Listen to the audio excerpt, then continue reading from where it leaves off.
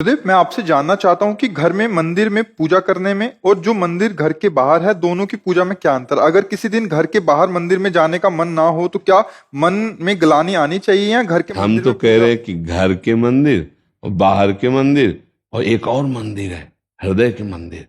तीन मंदिर जोड़ो, दो में मत टिको। अगर हृदय के मंदिर में पूजा हो जाए तो घर के मंदिर की और बाहर के मंदिर की, यहाँ की नहीं हुई, सब जगह की करिए तो अधूरी पूजा है। हमारी बात को समझना। एक यहाँ भी मंदिर है, और इस मंदिर को जो भूला हुआ है, बाहर के कितने भी मंदिर पूजिए, आनंद तो यहाँ के मंदिर से होगा। और यहाँ के मंदिर से की पूजा हो गई ना, तो फिर सब जगह पूजा हो जाएगी। हमारी बात को समझ लें। और इस मंदिर का परिचय गुरु से ही मिलता है, इसके पट गुरु से ही खुलते हैं। अगर अंदर और बाहर दोनों हो गया तो मस्त हो जाओगे। बाहर का हुआ अंदर का नहीं तो अधूरी, अंदर का हुआ बाहर का भी हुआ पूरी, और अंदर ही केवल हो जाए तो जरूरत नहीं है। यहीं बैठे हैं प्रभु, यहीं विराजमान। अब ये बात थोड़ा कम समझ में आएगी, और इसकी समझ के बिना सब बेकार है। बाहर की पूजा तो 2 4 10 मिनट 20 मिनट 40 मिनट करे आए, यहाँ की पूजा में मगन रहने। यहाँ दरवाजा खोलो तो यहीं ठाकुर जी विराजमान है। तो तीन जगह पूजा का भाव रखो, हृदय मंदिर, घर मंदिर और बाहर मंदिर। प्राथमिकता हृदय मंदिर की, द्वितीय घर में जो विराजमान वही प्रभु हैं जो मंदिर में विराजमान है। अगर उनमें उनमें भेद रखोगे तो वहां भी जाओगे कुछ नहीं है।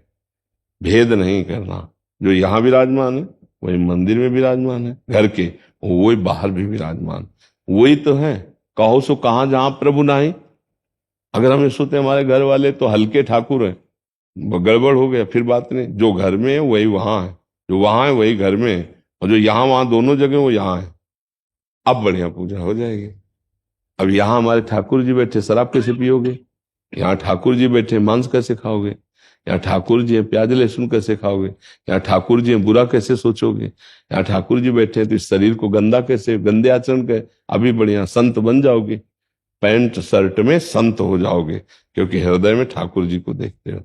और यहाँ ठाकुर जी को नहीं देखा, तुम बाहर तुम्हें बता दिया कि पूजा भगवान की और आनंद लेने के लिए गंदे आचरण, गंदी बातें, विश्राम गंदी बातों में। ये हम बहुत बढ़िया बात बता रहे हैं, आप समझ लेना।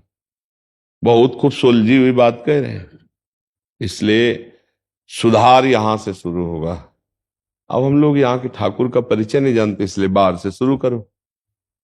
तो घर में भी विराजमान, मंदिर जब समय मिले मंदिर चले गए, जब समय नहीं है तो घर में ही कर लिया।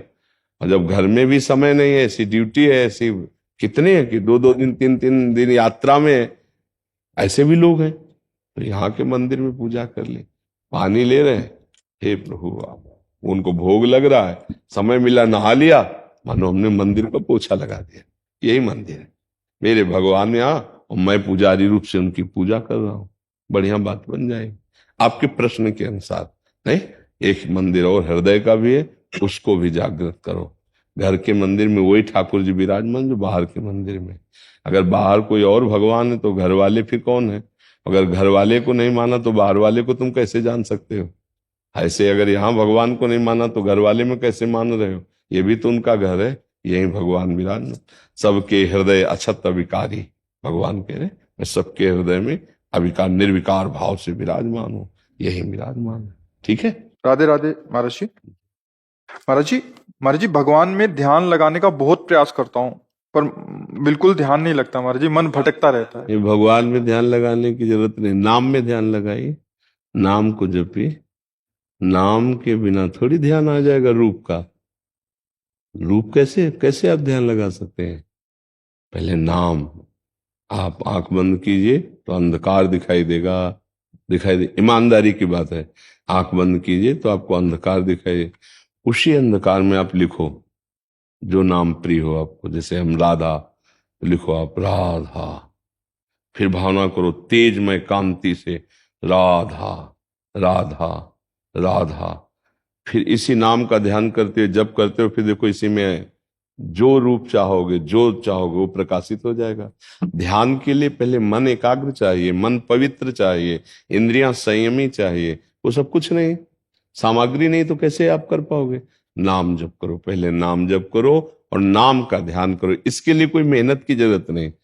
आप देखो, लिखो, खुली आंख में लिखो राधा। अभी देखो राधा लिखा कि नहीं? आप देखो ना, राधा ऐसे लिखो, मानसिक लिखो। आपके सामने लिखा दिखाई दे रहा है कि नहीं दिखाई दे रहा? दिखाई दे रहा है ना? अब इसी को आंख मूंद करके करो सच्चाई से।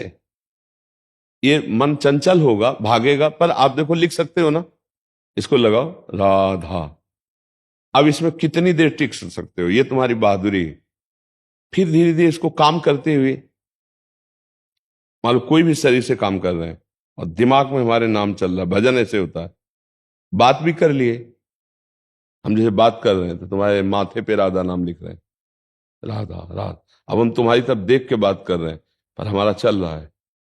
ऐसे भजन होता है, ऐसे एकाग्रता होती है, नाम के चिंतन से पवित्रता होती है। नाम संकीर्तन में से सर्व पाप प्रणाशनम, वो पाप का नाश करता है, तब ध्यान में प्रवेश होता है। इसलिए पहले हम ककारे ही ना आवे तो हम पीएचडी की बात कैसे समझ पाएंगे? पहले हम शुरुआत करें, नाम जप करें। आहार शुद्धि, सत्व शुद्धि, अर्थात आहार शुद्धि तो आपकी बुद्धि शुद्धि। आहार शुद्ध कीजिए, गंदे आहार मत कीजिए, गंदा संग मत कीजिए, गंदे दृश्य मोबाइल से मत देखिए, गंदी क्रियाएं मत कीजिए जो धर्म विरुद्ध हो, धर्म युक्त कीजिए, नाम जप कीजिए, अभी ध्यान योग के लायक हो जाओगे। अर्थात ध्यान का तात्पर्य हमारी स्मृति, स्मृति परमात्मा स्वरूप हो जाए। हम उठते बैठते चलते फिरते अपने आराध्य देव के चिंतन में रहे, प्रभु के चिंतन में रहे। समझ पा रहे हैं?